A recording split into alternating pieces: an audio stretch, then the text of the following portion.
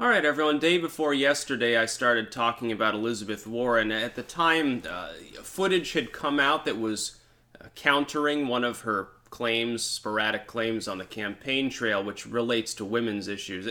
The idea is that she's trying to brand herself as understanding, like, I guess, what lower working class women have to go through, working, strong, empowered women. Because Elizabethwarren is a rich, septuagenarian woman, a career politician with a great deal of privilege and power. And she's extremely waspish, too. So she wants to brand herself. She doesn't want to fall into the Hillary Clinton trap. She wants to be palatable to female voters because she remembers that white female voters broke heavily for Trump, including those with college educations. If that happens in 2020, if she's the candidate, she loses. She doesn't want that to happen, so she's whining and dining people early and often, especially in the center left. The problem is this. The story that she's using to try to establish camaraderie with female voters is bullshit. It's not actually true. Her claim is that back in the 70s, she got pregnant with her first child, and she was forced to leave her teaching position as the result of this. She was sacked from the teaching position. They didn't renew her contract or something. Specifically because she was visibly pregnant. The problem is that we can demonstrate that that's completely false, and it's very, very funny to see people falling over themselves right now trying to defend her, because she's sticking to the story, even if it's objectively, provably wrong. Because what Warren and her fans have realized is that within 24 or so hours, everyone's already made up their mind, and even when presented with factual, objective, concrete evidence that they're wrong, a lot of them won't change their minds. So Warren is coming out. She knows that the alt media that has already been reporting on this for 24 hours primarily has an audience that tends not to be on the left, unless it's fully leftist, in which case they're probably Bernie Sanders fans because, they'd have authentic beliefs. They're not Warrenites. If she wants to calm her own fans down and keep her coalition together, all she has to do is respond with denial.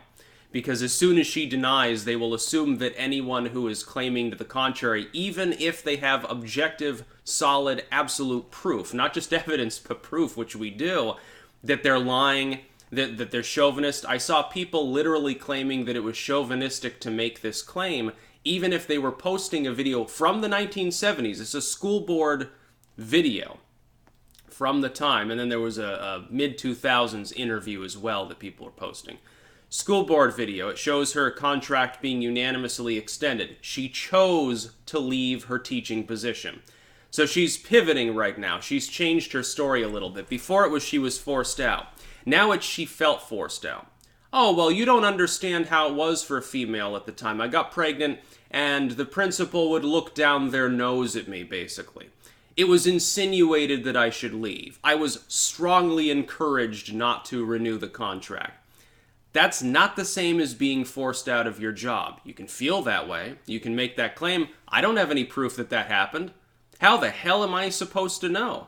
But when Warren's initial story about being forced out is proven not to be true, I'm going to be cautious about her further claim when she changes her story by 10 or 20%, repackages it a little bit and says, look, see, if I move the goalposts a little bit, you missed.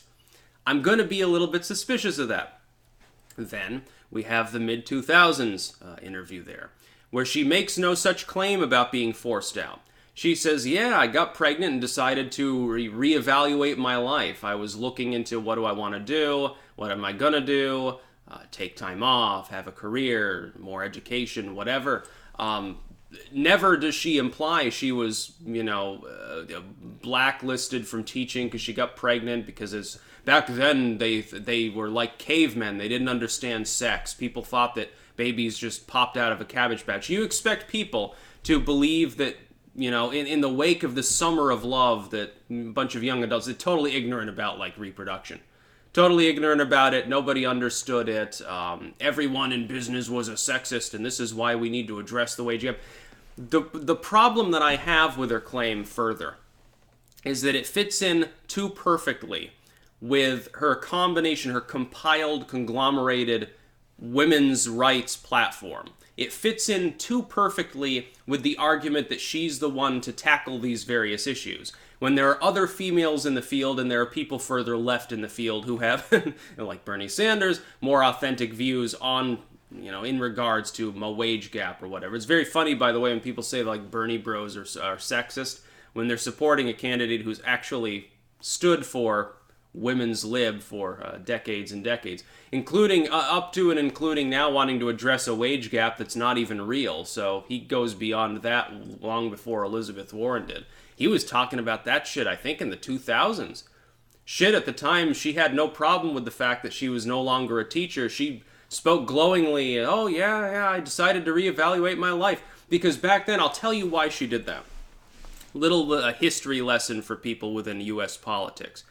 In the 2000s, saying I'm a strong, empowered woman wouldn't have been a good selling point for Elizabethwarren. But the I took some time to raise my kid early in its life line really was. It's the same as Hillary Clinton when she was asked about gay marriage in the 2000s when she was running for the Senate. She stated unequivocally, I do not support gay marriage. I believe it's between a man and a woman. Despite the fact that she was in a far blue state as a Democrat representing primarily people of a liberal type, she, when asked by a bunch of college kids, still said no because she recognized that at the time, less than 50% of people supported gay rights. She didn't care, ultimately. If you could administer a truth serum, she probably would have said, yeah, who cares? Let them get married. Let people do whatever the fuck they want. It doesn't impact me. Just fucking give me more money. That's Hillary Clinton's MO. Likewise, with Elizabethwarren, times changed. 2008 to now almost 2020. Vast difference in how we perceive pregnancy and women's issues and wage gap and the wedge issue of gender in general.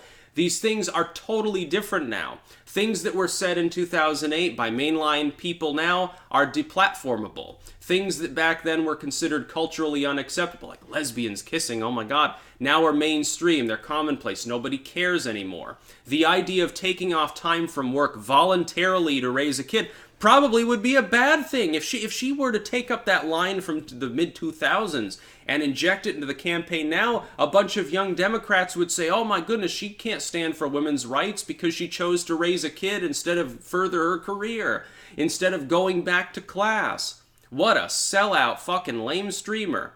Evil far-rightist. She must be secretly a Nazi because she's also white.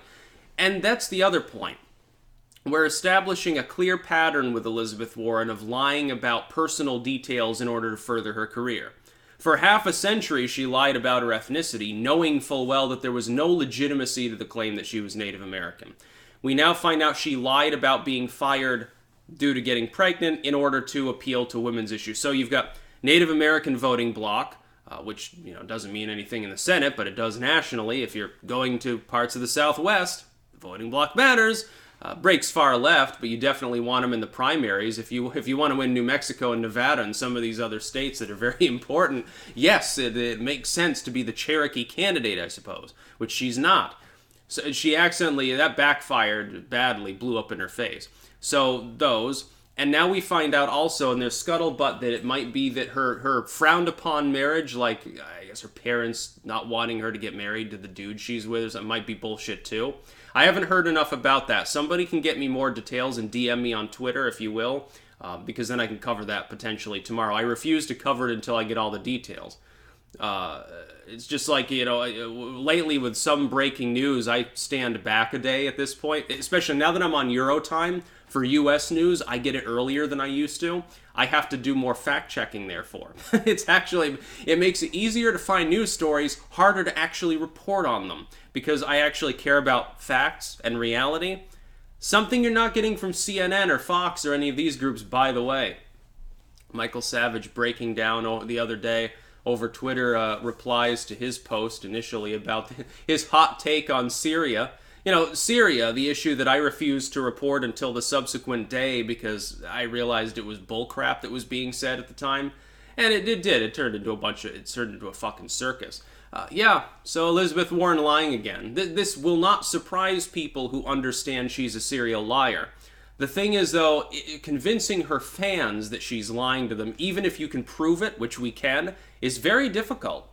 By the way, this happens for any candidate. Trump lies, yeah, but try convincing the MAGA hat wearer that Trump's lying to them, and even if you can prove it, even if you're like me and you give him a pass, because most often it's just part of his 4D chess sort of stuff, he is lying. They won't believe it, though. He could say that the sky is purple, and some of these people, I think, would bend themselves into a pretzel explaining why that's circumstantially true. Oh, yeah, well, yeah, it's purple at sunset. Yeah, well, not right now, but it will be maybe in 5 hours if it's an overcast day. You see how it works. Elizabethwarren's fans, they'll go way further because they've got Trump derangement syndrome so bad. I think every one of her fans at this point might have that because, I mean, if you back Elizabethwarren, you're not doing it for the authenticity of her platform. You're not doing it for her youth appeal. You're not doing it because she's a particularly great, charismatic speaker. That sort of limits the reasons you would back her now, doesn't it? That's about all. Peace out.